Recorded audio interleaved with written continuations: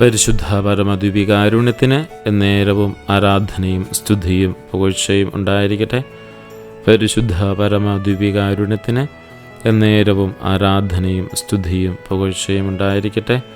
പരിശുദ്ധ പരമദ്വീപികാരുണ്യത്തിന് എന്നേരവും ആരാധനയും സ്തുതിയും പുകഴ്ചയും ഉണ്ടായിരിക്കട്ടെ.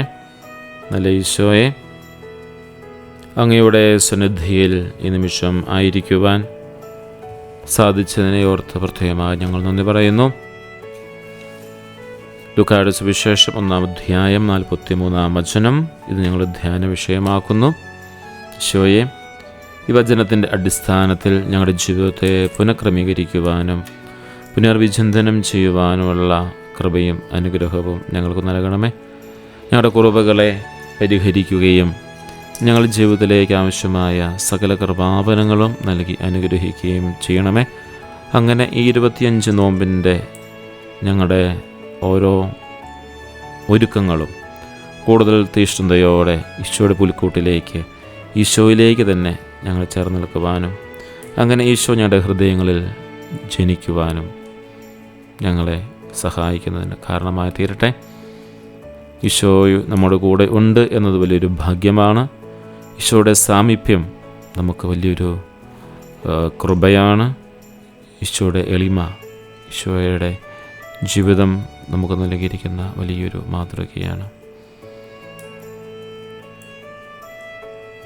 നമ്മുടെ കർത്താവിനെ നമുക്ക് സ്വീകരിക്കുന്നതിനായിട്ട് നമ്മെ തന്നെ നമുക്ക് ഒരു നിമിഷം ശാന്തമാക്കി എളിമപ്പെടുത്താം. കർത്താവ് എലിസബത്തിനെ പോലെ ഞങ്ങളുടെ എളിയ ജീവിതത്തിലേക്ക് അവിടുന്ന് കടന്നു വരുന്ന ഈ ഭാഗ്യമോർത്ത് വിസ്മയിക്കുകയാണ്. എലിസബത്തിൻ്റെ ചെവിയിലെ പരിശുദ്ധ അമ്മയുടെ അഭിവാദനം കേട്ടപ്പോൾ അവൾക്കുണ്ടായ സന്തോഷം, അവളുടെ ഉദരത്തിലുണ്ടായിരുന്ന ശിശുവിനുണ്ടായ സന്തോഷം. ഈശോയെ, പരിശുദ്ധ അമ്മ നിന്നെയും കൊണ്ട് എലിസബത്തിൻ്റെ അടുത്തേക്ക് എത്തിയതുപോലെ ഇന്ന് ഈ നിമിഷം ദീപികാരുണ്യത്തിൽ അങ്ങ് സജീവനായി ഞങ്ങളുടെ സന്നിധിയിൽ ആയിരിക്കുകയാണ്. ഈ ദീപികാരുണ്യത്തിൽ അങ്ങേ സ്വീകരിക്കാൻ ഞങ്ങൾക്ക് യോഗ്യതയില്ല, ഞങ്ങൾ അറിയുന്നു. എങ്കിലും ഈ 25 നോമ്പിൻ്റെ ദിനങ്ങളിൽ അങ്ങയുടെ സാമീപ്യത്തിൻ്റെ മഹത്വം തിരിച്ചറിയുവാൻ ഞങ്ങളെ സഹായിക്കണമേ. ഞങ്ങളുടെ എളിയ ഹൃദയത്തെ അങ്ങ് തുറന്ന് തരാൻ ഞങ്ങൾക്ക് കൃപ നൽകണമേ. അങ്ങേക്ക് ഞങ്ങളുടെ ഹൃദയത്തിൽ വസിക്കാനായിട്ട് ഈ ഹൃദയം തുറന്നു തരുവാൻ പോലും ഒരുപക്ഷെ ഞങ്ങൾക്ക് സാധിക്കാതെ പോകുന്നുണ്ട്. ഞങ്ങളുടെ ചിന്തകൾ, ഞങ്ങളുടെ ആഗ്രഹങ്ങൾ, ഞങ്ങളുടെ സ്വപ്നങ്ങളൊക്കെ പലപ്പോഴും കർത്താവെ നിന്നെ സ്വീകരിക്കുന്നതിനെക്കുറിച്ചോ എളിമയുടെ ജീവിതത്തെക്കുറിച്ചോ ഒന്നും പലപ്പോഴും ഞങ്ങൾ ചിന്തിക്കാൻ സാധിക്കുന്നില്ല. എൻ്റെ കർത്താവിൻ്റെ അമ്മ എന്നുള്ള എലിസബത്തിൻ്റെ ആ വലിയൊരു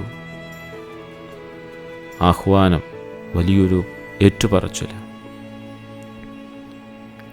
ഞങ്ങളുടെ ജീവിതത്തെ വലിയതായിട്ട് മാറ്റുവാനായിട്ടുള്ള വാക്കുകളാണ്. എലിസബത്ത് മറിയത്തെ വാഴ്ത്തിയത് മറിയം കർത്താവിനെ വഹിച്ചതുകൊണ്ടാണ്. മറിയത്തിലൂടെ ഈശോ ഞങ്ങളുടെ അടുത്തേക്ക് വരുന്നു എന്ന വലിയ സത്യമാണ് ഈ ക്രിസ്മസിൻ്റെ കാതിൽ ഞങ്ങൾ മനസ്സിലാക്കുകയാണ്. ഈശോയെ ഞങ്ങളുടെ ജീവിതത്തിലെ ഏറ്റവും വലിയ ഭാഗ്യം ക്രിസ്മസ് ഒരുക്കത്തിൽ മറ്റു കാര്യങ്ങളെക്കാൾ കൂടുതൽ ഈശോയ്ക്ക് പ്രാധാന്യം നൽകാൻ ഞങ്ങളെ പഠിപ്പിക്കുന്നു എന്നുള്ളതാണ്. ഇത്ര വലിയ ഭാഗ്യം എനിക്ക് അവിടെ നിന്ന് എലിസബത്തിൻ്റെ വലിയൊരു ചിന്തയാണ്. അവൾ ഏറ്റുപറയുകയാണ്, കർത്താവിൻ്റെ അമ്മ, കർത്താവിൻ്റെ സാന്നിധ്യം യാദർച്ഛികമായിട്ടല്ല, ദൈവത്തിൻ്റെ സൗജന്യ ദാനമായിട്ട് അവിടെ നൽകുകയാണ്. തൻ്റെ എളിയ വീട്ടിലേക്ക് കർത്താവിൻ്റെ അമ്മ വന്നതിലുള്ള എലിസബത്തിൻ്റെ വിനയം ശ്രദ്ധേയമാണ്. അങ്ങനെയെങ്കിൽ നമ്മുടെ അയോഗ്യതകളെക്കുറിച്ച് ബോധവാന്മാരായിക്കൊണ്ട് ദിവ്യകാരുണ്യത്തിൽ ഈശോ ഞങ്ങളുടെ അടുത്തേക്ക് വരുന്നതിനുള്ള മഹത്വമോർത്ത് ദൈവത്തിന് നന്ദി പറയാനായി നമുക്ക് സാധിക്കുന്നുണ്ടോ? എളിമയാണ് കർത്താവിനെ സ്വീകരിക്കുവാനുള്ള വഴിയെന്ന് നമ്മൾ തിരിച്ചറിയുന്നു. ഒരു നിമിഷം നമ്മൾ കണ്ണുകൾ അടച്ചുകൊണ്ട് ഈശോയെ, എനിക്ക് ഈ ഭാഗ്യം അവിടെ നിന്ന് ഇന്ന് ദിവ്യകാരുണ്യത്തിൽ അങ്ങേ ആരാധിക്കുവാനും അങ്ങേ സ്തുതിക്കുവാനും അങ്ങയോട് കൂടെ സമയം ചെലവഴിക്കുവാനും എന്നെ അനുവദിച്ചത് ഇതൊരു വലിയൊരു ഭാഗ്യമാണ്. ഈ ഭാഗ്യം കർത്താവ് നീ സൗജന്യമായി എനിക്ക് നൽകിയതാണ് എന്ന് ഞാൻ മനസ്സിലാക്കുകയാണ്. എൻ്റെ യോഗ്യത കൊണ്ടോ ഒന്നും എനിക്കത് സാധിക്കില്ല എന്നെനിക്കറിയാം. കർത്താവിനെ വഹിക്കുന്ന ഓരോരുത്തരും, അത് നാമും സഭയും, ക്രിസ്തുവിനെ വഹിക്കുന്ന അമ്മയെപ്പോലെ തന്നെയാണ്. അതായത് കർത്താവിനെ വഹിക്കുന്നവരായ സഭയും സഭയുടെ മക്കളായ നാം ഓരോരുത്തരും പരിശുദ്ധ അമ്മയെപ്പോലെ ഈശോയെ വഹിച്ചുകൊണ്ട് തൻ്റെ അടുക്കിലേക്ക് വരുന്നവർക്ക് മാമോദീസായിലൂടെയും പരിശുദ്ധ കുർബാനയിലൂടെയും ഈശോ ഞങ്ങളുടെ കൂടെയുണ്ട് എന്നുള്ള ബോധ്യം സഭ നൽകുന്നതോടൊപ്പം തന്നെ അവരുടെ ആവശ്യഘട്ടങ്ങൾ അവരുടെ കൂടെ നിന്നുകൊണ്ട് ഒരു ക്രൈസ്തവ സാന്നിധ്യം നൽകുവാനായിട്ട് നമുക്ക് കടമയുണ്ട്. ഈശോയെ, ആ ഒരു വലിയ കടമയും വലിയ ഉത്തരവാദിത്വവും ഞങ്ങളെ ഈ നിമിഷം ഓർമ്മപ്പെടുത്തിയതിനെ ഓർത്ത് ഞങ്ങൾ നന്ദി പറയുന്നു. ഈശോയെ, ആ ഒരു ഓർമ്മപ്പെടുത്തൽ ഞങ്ങളുടെ ജീവിതത്തെ ക്രമീകരിക്കാൻ ചുറ്റപ്പെടുത്തുവാൻ ഞങ്ങളെ അനുഗ്രഹിക്കണമേ. ഈ ക്രിസ്മസ് ഒരുക്കത്തിൽ ക്രിസ്തുവിനെ ഞങ്ങളുടെ ഹൃദയത്തിൽ വഹിച്ച് മറ്റുള്ളവരിലേക്ക് ആ ഭാഗ്യമെത്തിക്കുന്ന ശുശ്രൂഷകൾക്ക് ഞങ്ങൾ പ്രാധാന്യം നൽകുന്നുണ്ട്. വലിയൊരു വിരുന്നിനായുള്ള ഒരുക്കമാണ് ക്രിസ്മസ്. 24 ദിവസം നോമ്പ് നോറ്റിട്ട് എല്ലാവിധ ഭക്ഷ്യ മാംസ്യ ആഹാരങ്ങൾ കഴിക്കുന്ന വിരുന്നിനേക്കാൾ അപ്പുറം അതിനും വലിയൊരു വിരുന്നാണ് കർത്താവായ ഈശോയെ ഞങ്ങളുടെ ഹൃദയത്തിലേക്ക് വരുന്ന അങ്ങയുടെ വലിയ വിരുന്ന്. ഞങ്ങളുടെ എളിയ ജീവിതത്തിലേക്ക് കടന്നു വരുന്ന ഈ ഭാഗ്യത്തെ ഓർത്ത് നമ്മുടെ ഹൃദയത്തെ നമുക്ക് വിശുദ്ധീകരിക്കാൻ സാധിക്കട്ടെ. ഒരു നിമിഷം ഈ ദിവ്യകാരുണ്യത്തിൻ്റെ അടുക്കൽ വരുവാനുള്ള ഭാഗ്യം ലഭിച്ചതിനെ ഓർത്ത് നമുക്ക് നന്ദി പറയാം. ഈശോയെ യോഗ്യതയോടെ സ്വീകരിക്കാൻ വേണ്ട കൃപയ്ക്കായി പ്രാർത്ഥിക്കാം. ഒരു ദിവസം നമ്മുടെ എല്ലാ നിയോഗങ്ങളെയും നമുക്ക് സമർപ്പിക്കാം. ദൈവസാന്നിധ്യവും തിരിച്ചറിഞ്ഞുകൊണ്ട് വിനയമുള്ള രീതിയിൽ നമുക്കിപ്പോൾ വ്യാപരിക്കാം. കർത്താവിൻ്റെ സാമീപ്യത്തിൻ്റെ ഭാഗ്യം ആവശ്യമുള്ളവർക്കും ഈ നോമ്പുകാലത്ത് എളിമയിൽ വളരാൻ ആഗ്രഹിക്കുന്നവർക്ക് വേണ്ടി നമ്മുടെ നിയോഗങ്ങളെ നമുക്കിന്ന് സമർപ്പിക്കാം. നമ്മുടെ എല്ലാ നിയോഗങ്ങളുടെ മേലും ഈശോയെ, ഞങ്ങൾക്ക് ലഭിച്ച ഈ ഭാഗ്യത്തെ ഞങ്ങൾ നന്ദി പറയുന്നു എന്ന് പറയാം. നമ്മുടെ എളിമയോടുകൂടി നമ്മുടെ എല്ലാ നിയോഗങ്ങളും നമുക്ക് സമർപ്പിക്കാം.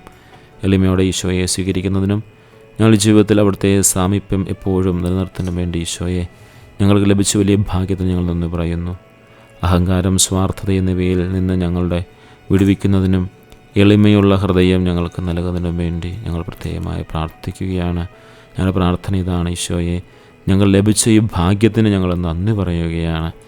ക്രിസ്മസ് കാലത്ത് ഏകാന്തത അനുഭവിക്കുന്നവർക്കും കർത്താവിൻ്റെ സാമീപ്യം ഏറ്റവും കൂടുതൽ ആവശ്യമുള്ളവർക്ക് വേണ്ടിയും ഞങ്ങൾ പ്രത്യേകമായി പ്രാർത്ഥിക്കുന്നു.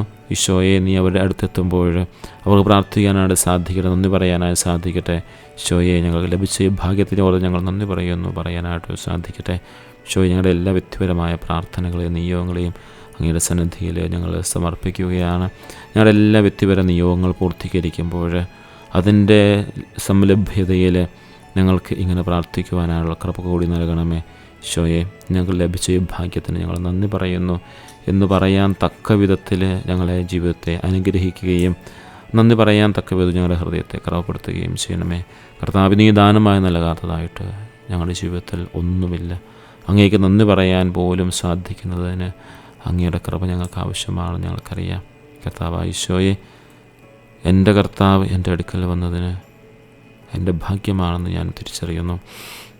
എൻ്റെ ജീവിതത്തിലെ ഏറ്റവും വലിയ സന്തോഷമാണ് അങ്ങ് എന്ന് ഞാൻ തിരിച്ചറിയുന്നു. ഇന്നത്തെ ദിവസം മുഴുവൻ അങ്ങയുടെ സന്നിധിയിൽ സമർപ്പിക്കുന്നു.